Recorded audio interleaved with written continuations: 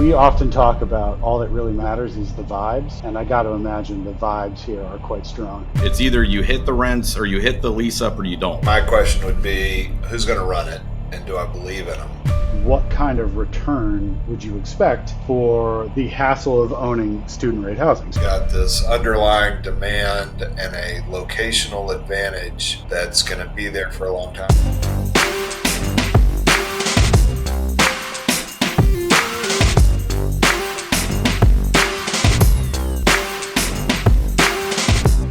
Welcome to this week's edition of Real Estate Anonymous. This week we're going to be previewing a deal called Farmers Exchange, which is a 36-unit, 119-bed student housing deal proximate to the University of Georgia. Dare I say we've got 3 buyers on this. A couple of things we need to unpack are to figure out who wants to live in this part of town, to see if Greta or any of the big woolly mammoths are going to come out, and make sure that ain't life grand here. So we hope you guys enjoy. We'll talk to you guys then. Welcome in, Real Estate Anonymous podcast. Elliot White here with Brett Moss, Eric Weatherholtz. We're going to pick apart a student housing deal, but first, I've got a question for you guys. We were debating management styles here at the office, and we have a really flexible work from home policy. Like most of our team can just let you know, say, hey, I'm going to work from home.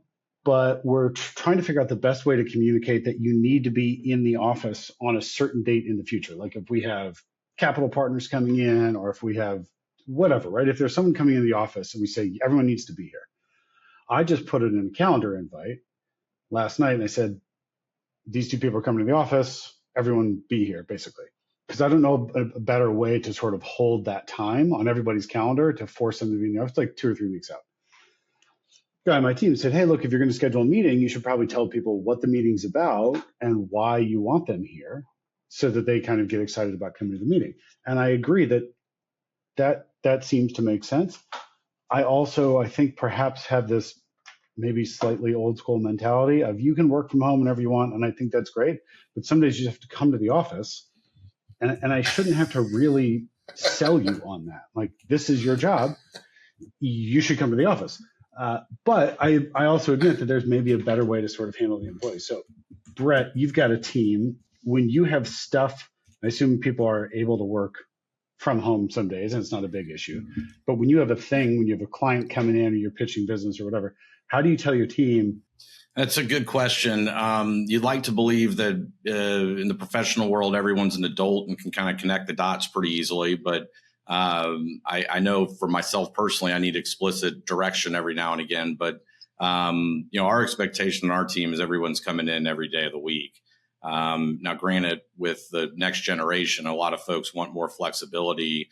But I think that in terms of, what I'll do the night before is kind of say, hey, just want to remind everybody, if people were working from home, we've got, so-and-so in the office and you need to be here and look halfway presentable. Hence why I'm wearing a golf shirt today versus a T-shirt. We've got some people from our senior management team in town. So I'm trying to be an adult today with the Yeah, you look like you got a haircut too, man. You're looking sharp.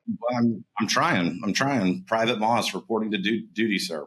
But yeah, it's a tricky subject that I think everybody's working out. I think the CEO for Morgan Stanley had a great line where he was like, yeah, you got to come to the office. That's the bare bones minimum. You don't get to pick when you get a promotion. You don't get to kind of pick your salary. Like, we're not giving you a choice. You got to come to the office. And I think the biggest thing from working from home is it's just tough to maintain culture on a team if people are decentralized. And I do think it flattens out the learning curve or trajectory of a lot of the younger folks' careers too, just working somewhat in isolation. But curious to get y'all's thoughts. So that's why you shaved and flossed your teeth. You're bucking for a promotion, Moss?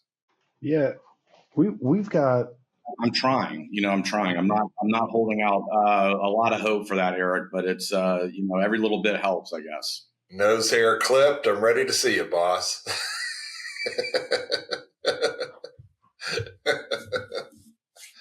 Where are we going today? We're going to head to Athens, Georgia. How do you feel about that? Is that close enough to your neck of the woods? Go Dogs. Yeah, I had a feeling it'd be something like that. So let's see here. This is, I guess, a smaller deal than what we have historically been talking about. So it's It's called Farmers Exchange Lofts. It's out on the market with GREA. I know some people over there, but not a ton, but good shop. It's called Farmers Exchange Lofts. It's on Broad Street in Athens, Georgia, and it looks like it was an old mill building. I mean, it's kind of a cool, almost a triangular type layout, but it's an old brick building. I think it was built in the 1800s. We'll forget the exact date. 36 units, 120 beds. We can kind of get into what the makeup of that looks like. But yeah, it's a super cool. I mean, it's got the really old mill floorboards. I actually like that they didn't. Sometimes when they renovate, they overdo it and they replace too many things. This has got those really, really, really cool old floorboards that have just been refinished and then beaten up and refinished over time. And they have an asking price, 11.2 million. They're saying it's a pro forma 5.14 cap. And whether you believe in pro formas or not is sort of maybe a conversation for another day.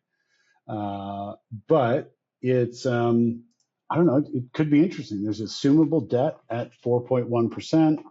You got another year of IO or interest only, and then your term looks like you have another 7 years left to term. So this was probably originally 10-year debt, 3 years of interest only. And, they may have executed whatever. So. There's a guy, like, when I hear about properties like this, I think there's a guy, I just texted it to you, a company called Fred's Historic Properties in Athens, Georgia. One of the greatest real estate ads of all time. Free hot dog with the signing of a lease. Fred's Historic Properties, Athens, GA. That's awesome. 706-613-CRIB. Downtown space for the human race. Fred's been this is the cats that you're competing with. These college towns have local warlords and sharpshooters that have been dealing in this kind of stuff for decades, have a basis that you'll never see, and to come into that market can be frightening. I think the big thing with student housing in a college town, let's say a big SEC type college town like this, you're not going to have, with this kind of thing, doesn't have amenities. It doesn't have the gym and the rooftop swimming pool and the fanciness of the new competitive set. But where you can compete is how proximate am I to bars and class. And if I can, you can outcompete anybody if you can plop yourself into the mix locationally, which makes it kind of a cool business. And this actually has that. You're within. It's a pretty damn good location. Because it's got a small footprint. It's been there forever. We'll see if we can find the year. There you go. Year built 1890. So whenever they were kind of laying out town, this was not far from whatever they determined the center to be, right? So you can actually see in this shot here, it says property details. You've got our parcel outlined in yellow, this kind of weird trapezoid looking piece. And then right next to it, presumably, is Class A student housing. And just down to the right, it looks like you can see a pool there. I'm sure that's the highly amenitized student stuff. So obviously, you're going to be the discount to that. But you're right, that might be the little bar strip that's close to class. So imagine 130 years of weed and whiskey ground into those hardwood floors. You can't reproduce that. You can't. No. We often talk about all that really matters is the vibes, and I got to imagine the vibes here are quite strong. It feels a little bit like a Melrose Place type living situation, where the more boutique nature of it, where there'd be some great stories, problem solving from about 2 a.m. to 6 a.m. I would assume. Yeah. So here's where you are. We're kind of zooming out. We're looking at Athens. You've got very clearly the city center and then the University of Georgia. This is all right here on the campus. So you are. Yeah. You're right there. A block from campus. Would we agree that that's correct? Right. So you're a block from campus, I don't know where the bars and restaurants are, but I would bet you if I just searched Isn't it all in the Broad Street deal, which is right on? bars from this aerial view, yeah, it's right here. This is it. So you are a block or two from just about every bar, and you are a block or two from every class. This is where I would choose to live if I were in college, right? It doesn't. This sort of tracks to me. This would make sense. I would live here. University of Georgia was founded in 1785, so there was 100 years of, what is that, 110 years of weed and whiskey ground that was happening before this was even built. There's some serious lindiness with this location. I like this kind of stuff. Sometimes people have commented like, oh, you guys tend to find most of the deals you find are deals you don't want to buy. And I would say two things. One, that's just how real estate works. Like most of the shit you're going to look at, you shouldn't buy. 98% of the deals you're reviewing, you should be passing on. So it sort of tracks that this podcast is mostly stuff we would pass on. We can get into the economics and whether you believe that cap rate or not. You've got to assume, well, I guess you're assuming some debt, so maybe you're not negative. You have positive leverage going in. But we sort of set the economics aside. I could understand why someone would want to own this. To Eric's point earlier, there's definitely local warlords who've been working the student housing rental market for decades. And you show up with out of town money and you win this deal. This is the kind of thing where as soon as they say, congrats, Brett, you've been awarded the deal, a little light should go off in the back of your head that thinks, what have I done? Why did I win? And Eric, the grizzled student housing operator, is like, nope, I'm good. I'm not going to buy it at that number. I don't want it. So I would have a lot of buyer's remorse, whether I ended up getting a good deal or not. I couldn't help feeling like the locals had passed on this. The other thing I love about this kind of student housing, I'm a current consumer of this. I have a daughter that is a renter of this type of product. I have two other kids that have been through this, and the way that it goes down is, and you guys will experience this at some point, but the way that it goes down is, hey, this is where I want to live, and we got to make a decision in 24 hours. This place is going to get away. I've got a line on it. We need to make this happen. And you really have, when good places come up, there's like this speed of execution that happens. You lose out on a couple of deals, then they find one, and then they send you the lease to review, which is the most preposterous and egregious thing that you've ever seen. Like every one of these leases that I've ended up signing or had one of the kids sign is like, if you look at us the wrong way, we'll cancel this lease, and everything that would have been due for the next 10 years is now due and payable. So there's incredible leverage that comes with having a terrific location. And these kind of things are all location based, not amenity based.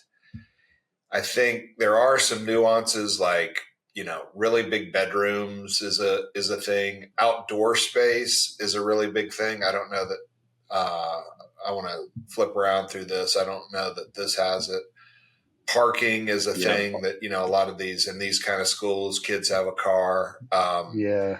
And this doesn't have any of that. No amenity space, no parking. It's on eat shit, parking. Pay me. What's cool about this? Exactly. What do they say? Good fellas, pay me. That's exactly what's going on. Here's a hot dog. And what I love about this, and it's probably just from, here's a congrats on the lease. Here's a hot dog. I got to tell you, I got to start doing that at our properties. Well, imagine, you should buy one of those roller machines and put it in the leasing office. Sign a lease, get a hot dog. We'll call it the Weatherholt special. No one will know why. I should. God damn it. This is real big brain stuff right here. I'm making notes. Put a hot dog roll in the leasing office. So when you walk in, you're greeted with a warm aroma of fake pig casing. What I love about this building, just from looking at some of these photos, and I think it's probably just a byproduct of doing real estate in New England for as long as I did real estate here, in New England, there's a lot of these old brick and beam mill buildings. They all have the same floorboards. They've got they're just cool looking buildings. They're about 60 feet wide. They're perfect for these double loaded center corridors. And this one right here, they didn't cover up all the brick. They covered up some of it. Some of the bricks exposed. They have the exposed HVAC. They've got the really thin old wood floors that have been, fixed up and beaten up. I like the exposed tube of Colgate on the counter there and the dirty washcloth. So there's a photo of the bathroom that looks like it was last cleaned in 1890. Yeah. Yeah. That's which is about right for a student housing deal. I know. You get to see a real live action shot with the open tube of toothpaste and a dirty washcloth hanging off the front of the sink. But this is what you're buying. Right. This is what you're buying. And it's great that these are the listing photos too, because there's still a towel hanging over the towel rod, over the shower curtain rod.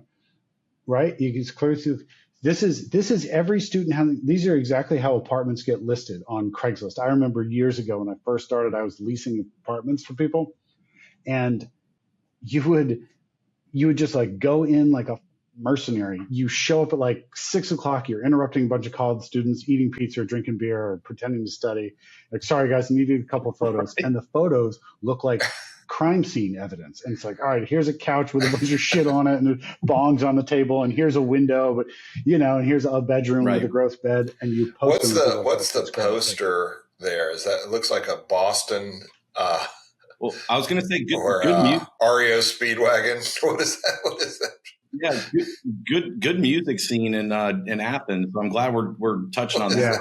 Right. Well, Brett, is this the home of Widespread Panic? Yeah, this is Widespread Panic, who fortunately or unfortunately, I've only been to 85 of those shows, and which is probably about 45 too many, or maybe 75 too many. But I think REM started here too, and a few other groups. So it's got a really cool music scene, and a lot of this played out at the Georgia Theater, which is, you could stagger back to Farmers Exchange at 2 a.m. after a show, based on looking at that on the map too.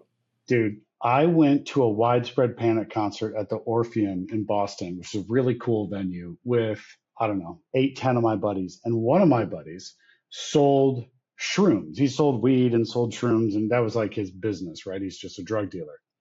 But he's not the like scary drug dealer. He was like your friendly neighborhood pothead who sold drugs to like subsidize his drug habit. And we are going into the show, and he's like, I'm going to bring some shrooms with me and sell them at the show. Like any entrepreneur, he's like, this is what I'm going to do. So he takes a quarter of shrooms, because he, I guess, was pretty comfortable with shrooms, and we're going to this Widespread Panic concert. And that seemed like a lot, because I couldn't take a quarter of shrooms. I'd die. But he takes a quarter of shrooms. It takes a little while to kick in. So he takes them like an hour before we walk in the show. We're walking into the show. He's got bags of shrooms on him. And security, because he's security searches him. They're like, no, you obviously can't do this. And they arrest him. And so he gets thrown in a holding tank at Boston City Jail as a quarter of shrooms start to kick in. Not good, Bob. And we're all just like, later, Tommy, like, we can't help you. I'm not going to willingly go to jail high on shrooms to try and navigate getting you out of there. Like, I'm going to go to the show. We'll see you tomorrow. And we picked him up from the holding tank in the morning, and he looked like he had seen some shit. He was a shattered man. We'll come see you after the second Widespread Panic play. Yeah. I love these photos are fantastic. You can see that one is obviously a young woman's room where it's neat as a pin, and the live, laugh, love kind of thing on the wall. And then you've got below it the derelict guy thing where, so I bet the photographer came and put some of the T-shirts back on hangers in the back. A lot of exposed conduit, small rooms, but stylish. Yeah, one's a loft, it looks like. Yeah, one of these rooms, they've just lofted it and put the bed up above. Look, man, it's a vibe in here. I get it.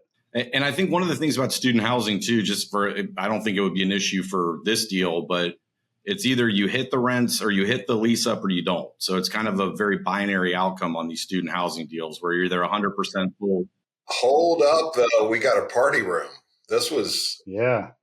There's Amazon package locker and a pool table. This seems like a newer addition.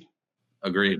Yeah. But that does have a cool and feel. on the street with windows and a TV. Okay, now we're talking. Yeah. It wouldn't surprise me if this is what the current owner did when they bought the place. If they spruced this area up a bit. There's your wood. There's your beams too, holding this thing up. And so I think with this deal, obviously with the vintage of it, you are missing some of the, kind of expected amenities that you see in a lot of the newer kind of Class A student housing deals. And there's some of those kind of in very proximate location here. But I think the trade-off for that is just the location. And Eric, to your point too, I mean, this certainly does have a cool vibe to it, without a doubt. This is orders of magnitude nicer than where I stayed when I was a student. I was living in some pretty grimy F shacks in this gross part of Boston. Well, some of these newer student housing deals you go to and like the amenity package and in the pool situation, I mean, it's kind of like, why would you ever go to class if you lived in some of these places? Oh, we've got some outdoor space here. Hold up. Yeah, I guess, right? I would call it maybe, what is this, a little patio kind of thing, Mm-hmm. 2 Adirondack chairs. This is a spot where and there's a grill. So you could ostensibly sit outside here. I bet you the guy who's giving away the free hot dogs is working this grill during leasing season. This is the whole thing. You show up, he gives you a cold can of Busch Light, and you get a hot dog when you sign your lease. These kind of places lease, they also sort of operate outside the typical marketing thing of where the good ones, a upperclassman will pass it on to a underclassman as they graduate. And these kind of spaces,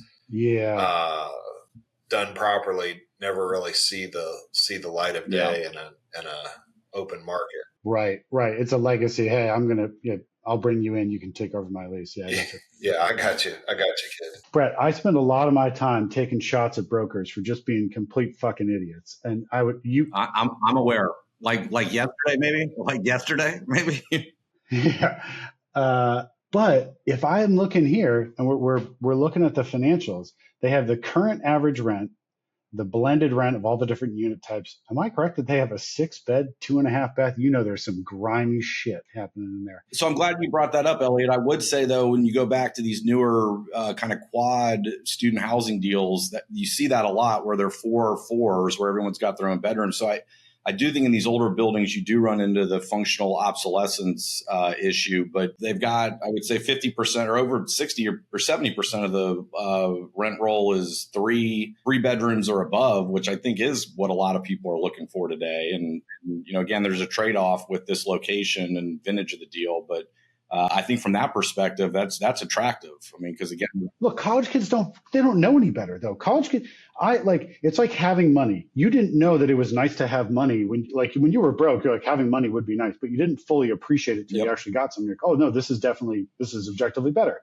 Having bathrooms is kind of the same way. College kids are just animals. It's Lord of the Flies in there. You give them 2 bathrooms, they're like, fine, I guess this is where we live. But then once you give them each a bathroom, they go, well, this is nice. I can't go back. You can't put the toothpaste back in the tube. So you're not going to go from living in one of those high-end places to this. But if you're just sort of a feral college child, this is great. You get a 6-bed, 2.5 bath. It's just complete chaos all the time. I see why that floor plan would rent. You find 6 of your buddies, 5 of your buddies, fine. Well, I think to your comment earlier about not knowing that you need money or how good money could be, funny story from my college days, go down to San Angelo, Texas, my freshman year in school, 6-hour drive from Dallas. And we got basically drank under the table by the parents there. And about 2:30 in the morning, the dad looked at me and goes, Brett, has anybody ever told you that money can't buy happiness? I said, yes, sir. Yes, sir. And I've heard that before. He goes, let me tell you something. Anytime somebody says that going forward, tell them they're shopping at the wrong store. I was like, I've never forgotten that, even from sage advice at 2:30 in the morning. Yeah, I've been so broke that I've been sucking the stains out of the carpet for dinner. And I can tell you that having money is better. It just is. It's better. So We How does this work? I'm not following this math. Unit type 6 by 2.5, and then it says 2 units, 12 beds, 2,800 square feet. Here's the only thing that really sticks out to me about this pro forma. How do you put 12 people in 2,800 square feet? They've also got the rent wrong, because if you look, it's 1 by 1. The rent is $1,576, but then the 6 by 2 rent is only per bed. Yeah, per bed.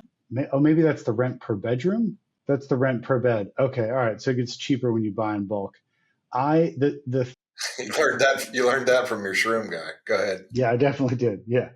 I also had to pay the bills by being a different kind of employed, and buying in bulk worked in my favor. Their pro forma rent, sometimes brokers will do this stupid shit where like, if you just increase the rent 25% year one, this deal is a screamer. Like, I had no idea if I just hadn't thought of that. So what, the seller just hates making money? But here, their pro forma rent, the in-place rent is $824 per bed. That's the blended rent. And their pro forma rent is only $6 higher. So that doesn't stand out to me as like an egregious assumption around what could be done with rent to justify the purchase price. Now, you've got to dig into the expenses. There's lots of unknowns, but at least on the income side, it doesn't appear that they are making some wild claims about all the rents being well under market and all this upside you can get. Yeah, it's defendable for sure. Pro forma. And I can't believe I kind of like it as an inverse marketing. This is not. Just showing by the pound? Showing it as if you don't have to raise rents much.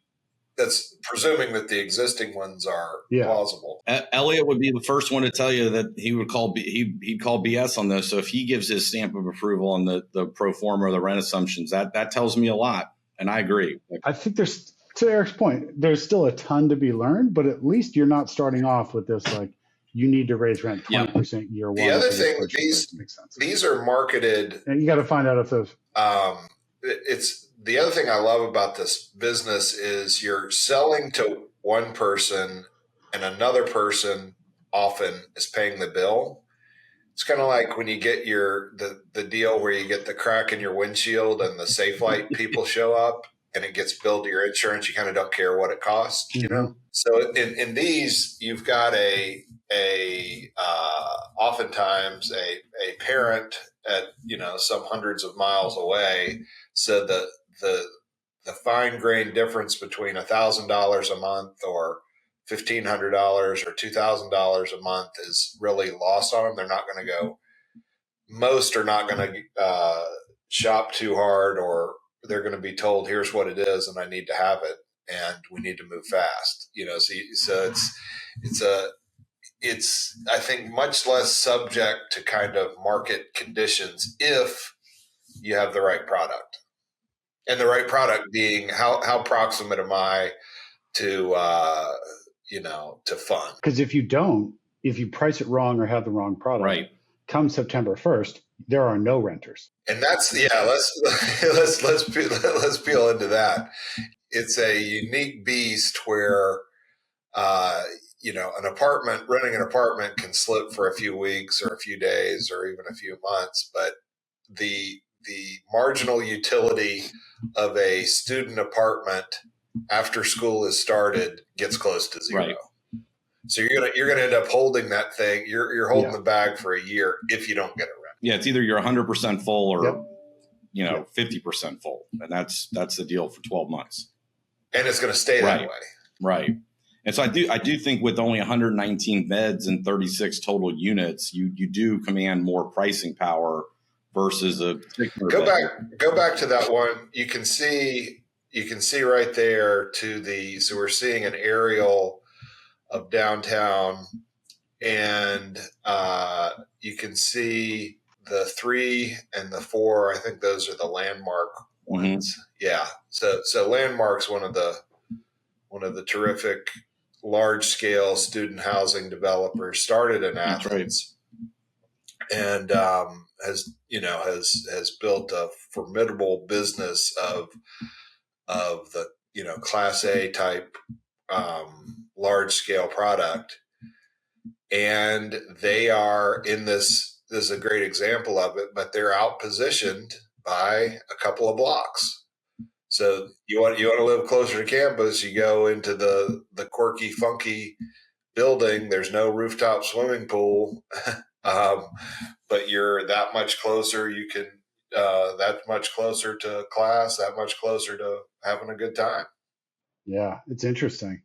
And we're looking at the expenses here. We don't have to get into all of them, but even the pro forma view on expenses, they're increasing expenses a little bit. So they're not counting on expense cuts for this to work either. So basically what this tells me, if I'm looking at buying this deal, you have to get comfortable with your rent, but let's assume you're comfortable with rent. There's no real value add, at least not being contemplated. So you can't do a ton with the income. You kind of are going to get roughly what you're going to get unless you're really wanting to lay out big dollars.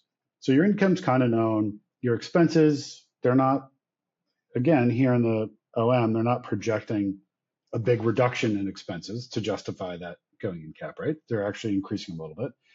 You get comfortable with expenses and you think this will kind of continue to run sort of the way it's been continuing to run. The debt is assumable at below market interest rate right now.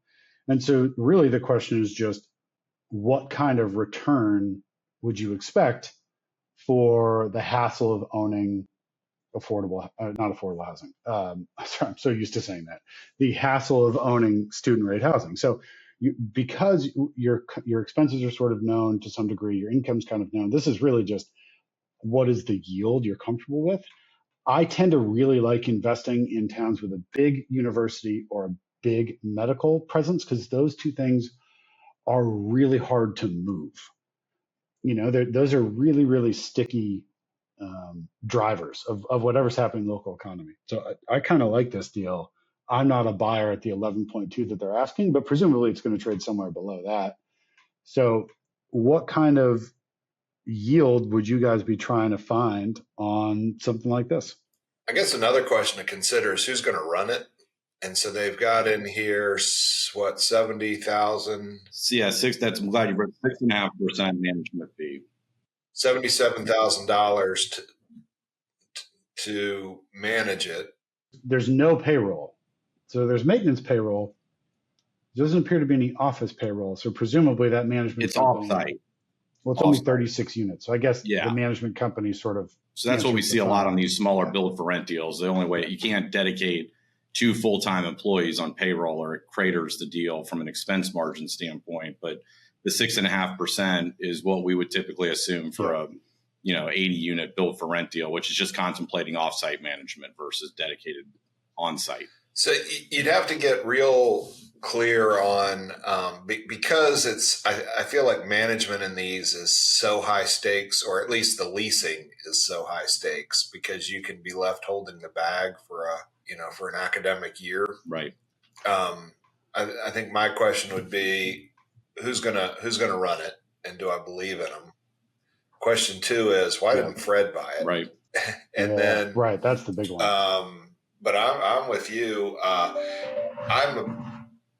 These state colleges like this, and I feel like there's a moving trend towards seeing these, these big, especially these big SEC schools just getting bigger, getting more money, and growing, especially the ones in, growing markets. So I like that whole thesis, and having a cool, quirky building a few steps from campus. I'm right there with you, Elliot. The text looks a little bit like the Farmers Insurance Company, doesn't it? When you look at you almost wonder. I mean, it's definitely. You wonder if they might have had an office in here at some point, and they just kept that sign. They may have been there. They may have been there so often that they got their name on. They're a sponsor. Yeah. So they've got some comps here listed. Most of the comps are going to be much newer, nicer. So presumably the pitch is showing the delta against those comps, which makes sense. Yeah. And then, where this outcompetes, just like you said, Eric, it's a couple blocks closer. And when you don't have a car, if you're walking to class, that matters. That weighs on people. It's part of their This decision. is one you also need to. So this, I'd be real. You've got a building that's 130 years old or whatever we said. Understanding the physical plant and structural integrity and figuring out what sort of landmines you might have to skirt or be stepping into would be, certainly something that you'd want to dial into. Boy, it really does look like the Farmers logo. I want to know more. I want to know more about that that's story. Like the Farmers logo. And then seeing each of these units, I think, is important too. Like,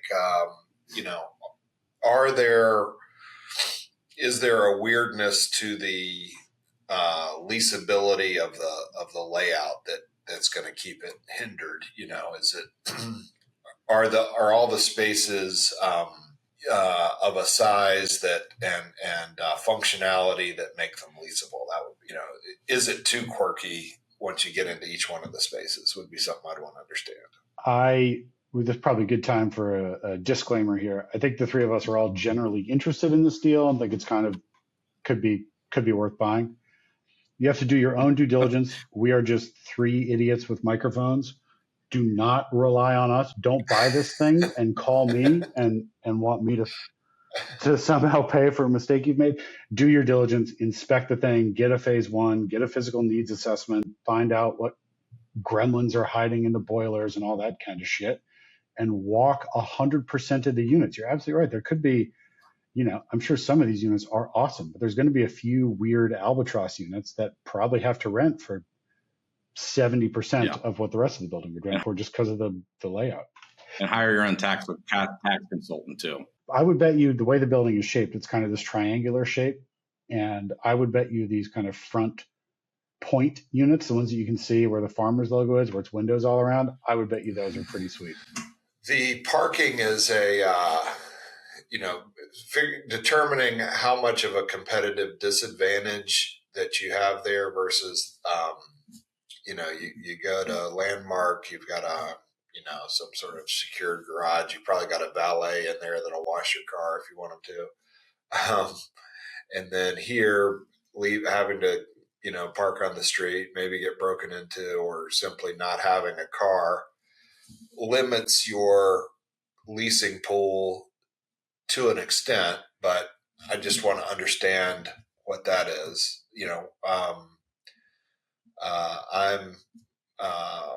My daughter has a fantastic new student housing place at her school, and she keeps her car in a lot 5 blocks away.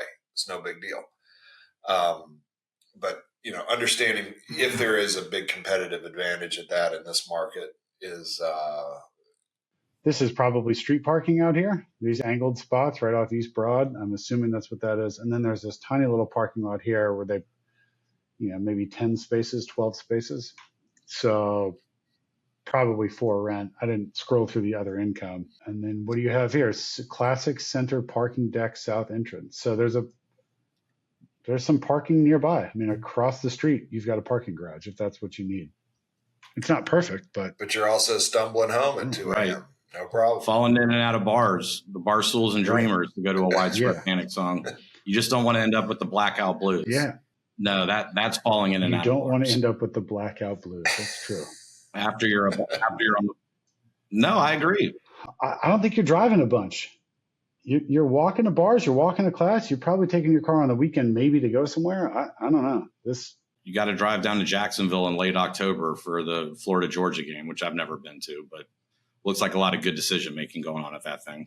Well, Brett, I'm happy to meet you in Jacksonville if you want to see, or I'm happy to meet you in Gainesville if you want to see the Florida-Georgia game. We got a spot there. Well, yeah, we got to go to Jacksonville though for that thing. But yeah, I've been to lots of University of Florida games. I actually went to the first night game at Georgia when they had like the new light show, which was it was a great experience. And quick story here was right, but the Florida-Georgia game. The University of Florida is in Gainesville. What are you talking about? Yeah, that's kind of the deal there. It's held in Jacksonville? So go up for the Georgia Notre Dame game maybe 3 years ago, night game. I end up getting tickets with a guy who went to Georgia, and he's having a very good time there. And he's like, I got this. I went to Georgia, and we're about to walk in, and he's got a flask out hanging, like very visible out of his back pocket. And this is a very tough ticket to get. So I'm like, I don't think you should do this, man. He's like, I went to Georgia. I got this. So we walk in, he goes first. The police look at him. They kind of tap each other on the shoulder. They're laughing at him. So he's in the stadium for 2 seconds and they turn him around and walk him right back out. So Saturday night in Athens, I'm sitting up in the student section by myself. And finally, one of the kids sitting next to me goes, said, dude, let me get this right. You didn't go to Notre Dame or Georgia. You're just sitting in the student section by yourself. And I was like, well, there's more to that story. So told the whole story. He's like, looked at his buddy and was like, man, give this guy some tequila. He's having a tough day. But made it memorable for sure. But a great town. I think he was just kind of saying, I'm sorry your friend duffed it walking into the stadium there. But I had a great time by myself, especially once tequila was introduced. There's a lot to like on this one. There is. So, I mean, none of us are student housing operators, so we're just sort of guessing here. This is on the market because the local warlords passed on it, and guys like us are getting a look. So presumably they're going to hold firmer to that 11.2 number than maybe you'd like, but your debt's going to be 4.14% for a while. So maybe you're trying to buy where your stabilized yield on cost is 200 bips wide of that. So if you're above a 6 or 6.5 area, so maybe you're offering, I don't know, 10. It's listed for 11.2. What do you guys, if you had to buy it, where are you buying it? Feels like a mid-7 cap, I would think. I mean, you've got some accretive debt there, but I think the assumable debt deal, you've also got to be mindful about your all-in basis. But I do think kind of... Yeah, you're going in at $311,000 a door. Which seems hefty, but again, I think the location here justifies it. Go back to the floor plans. Surprisingly deep. So you got the layout is a lot of bedrooms without windows, at least in that 4-bedroom. Even better for college kids. Mm-hmm. Yep. That is true that the windows are not a thing for many of them. They're not a feature. So I think you got to be comfortable in renting smaller bedrooms, great location. But this is about as Lindy as stuff gets. Renting spaces, renting housing to students close to one of the world's great universities. That's not going away. So you've got this underlying demand and a locational advantage that's going to be there for a long time. I don't know how much you push rents, but I think you've got a big safety net underneath this thing. I think that's it. Boys, I mean, dare I say, do we have 3 buyers on this? Oh wow, that's a first. I think we do. Count me in. Put me in, coach. I think we do. Yeah. Watch out. You got to manage it, though, Moss. Yeah, that's all right. Fair. Yeah, Brett will get divorced the minute he tells his wife he's going to manage student housing in Georgia. She's going to say, bye, Brett. See you later. Yeah. All right. I guess that's a wrap. Cool. Thanks, guys.